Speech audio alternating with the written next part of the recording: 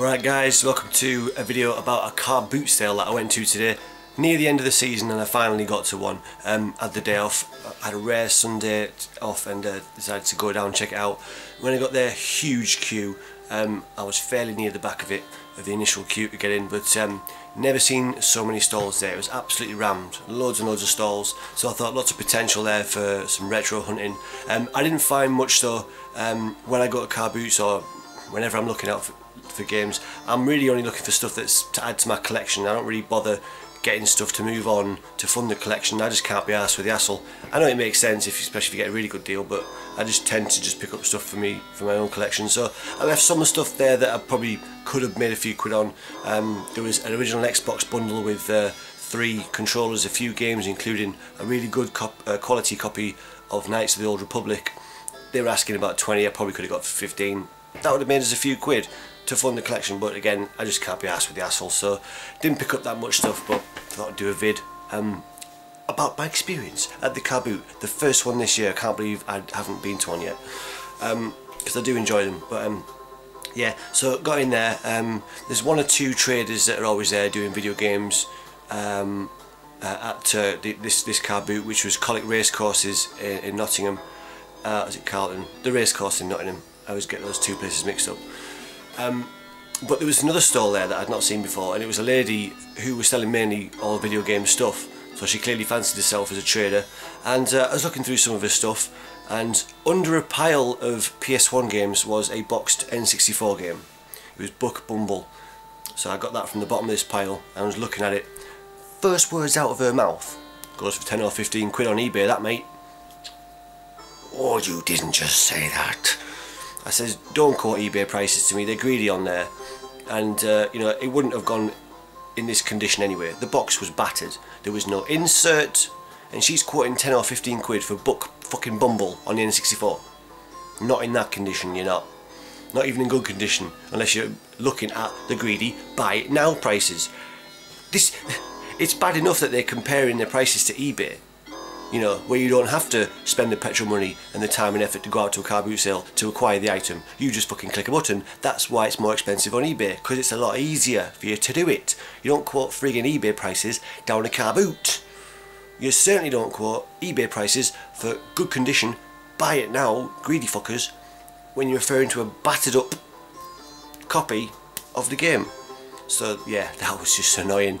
So yeah, I said, don't be quoting eBay prices. She says, oh, that's what I can get for it online. I was like, well, fucking go on then. But yeah, so she's savvy enough to quote eBay prices for this game, but she's not savvy enough to put a cardboard box game on top of a big stack of bloody plastic box games. Crazy. Just a perfect example of these traders that are in it for the money. They don't care about games. They have no passion. That's why it sucks that they ruin our hobby. If they actually cared about the games. Anyway. So yeah, so I didn't pick that much up. I got a couple of things I will show you. Yeah, so first thing I got was a PS2 game called Savage Skies. Now I'd never heard of this before, and I got it purely because it's basically a Panzer Dragoon auto rip-off, or Panzer Dragoon in general. As you can see, you are riding a dragon, you are shooting. It is an on-rails shooter, pretty much a complete rip-off of Panzer Dragoon, and that can't be a bad thing. That's a fun game, so this has got to be good. So Savage Skies for PS2, got that for 50p, not bad. It's not complete, but never mind. Right, next game I got on the PS2 for a quid was Beverly Hills Cop. Now, I don't know if this is any good, it might be absolute shite, but I just got this because it was one of those games that's based on an old film. I think someone mentioned this in a recent video. They were surprised to see a game, relatively modern game, based on an old film that came out years ago that hadn't had any new release or anything like that. Anyway, Beverly Hills Cop, just intrigued to see that there as a PS2 game, didn't know it existed, so I thought I'd pick it up and see what it's like. But I got it home and I started thinking about it. I thought, what's wrong with this picture? Beverly Hills Cop is obviously a game based on the film. The film is a character driven film. Obviously its lead characters Eddie Murphy, Axel Foley, he is the Beverly Hills Cop.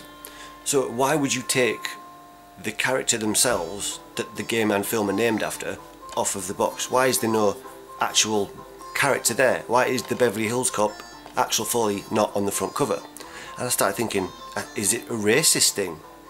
Is it, you know, you don't want to have a black protagonist because you potentially put off lots of your target audience, you know, ignorant white people with money to spend on games. It's a large part of the audience, let's be honest. So I thought maybe it's like a racist thing. They don't have this black main character, because I just thought it's weird. But I thought maybe I'm just being paranoid there. I'm just being over analytical.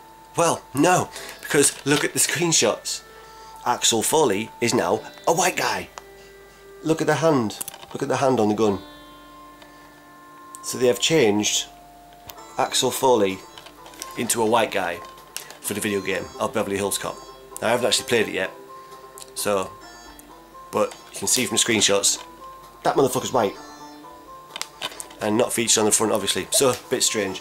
Anyway, that's all I got from the car boot sale. I did see a couple of things there that surprised me. I saw PS4 at the car boot sale. He was asking 250 for it. I didn't have that much on me anyway, but even if he was only asking 200, I still wouldn't have been that, you know, tempted, because obviously it's not only the 200 quid outlay, it's then the new, you know, the newer and more expensive games to get, and it's just more expensive. I definitely have the patience still to wait it out for a little while longer before I jump on the next gen bandwagon, I reckon. So didn't want that. There was a Wii on that same stall, that woman that was quoting eBay. She wanted 30 quid for a Wii bundle, but it wasn't much to it. So I left some stuff there that I could have picked up. You know, she had a bunch of Game Gear games that I kept an eye out for Shocks to see if there's anything he wanted, but again, she was just taking the piss with her prices and that, so I thought, not giving her any business. So yeah, that's only 2 games I got, and that's my car booter stories. Yeah, so Adam, I have finally alphabetized the Mega Drive collection. Now, you think that's a good idea? Alphabetize, make things easier to find. Yeah, right. But the thing is, in order to make most use of the space, I have to pack games on top as well. So how do you do that alphabetically without it being a bit of a problem? So what I've got is, I've got, like, well, let's start from the top. We've got A starts here, goes all the way along, and then like this, you see. So A to B, starting on C, and so forth. So it's still not really ideal in terms of organisation. But anyway, and also there are problems. Like Mortal Kombat. You want both Mortal Kombats that I've got together, surely. Mortal Kombat 2 and Mortal Kombat 3. But this one is actually called Ultimate Mortal Kombat 3. So should that be with the U's? No, it should not, because it is Mortal Kombat. I'm not going to look under U for a Mortal Kombat game. So it's not ideal. It's not perfect, but what system is? I thought maybe organising by genre is a pretty cool idea. I think Cojones Delorio has done that before. Organised by genre is a good idea, because you know what type of game you want to play when you're in a mood for a certain game, or I do anyway. You get in a mood for a certain type of game, but maybe you don't know exactly which one you want. So organising by genre might be the way forward. So I'm not really a fan of this alphabetical thing. I don't think it's that much better. But it will be easier to find them, I guess. Alright, fair enough.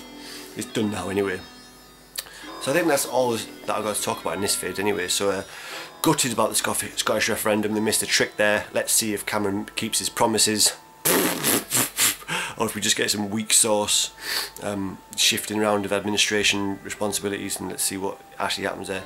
Gutted for you, Scotland. I guess the whole United Kingdom is going to go, you know, going to go down the shitter together when it all comes crumbling down, and Scotland had a chance to walk away from Westminster and you didn't do it. Well, it's opened a lot of people's eyes. Maybe one day we can all walk away from Westminster together, united in our rejection of corruption. The end. Alright guys, see you next time.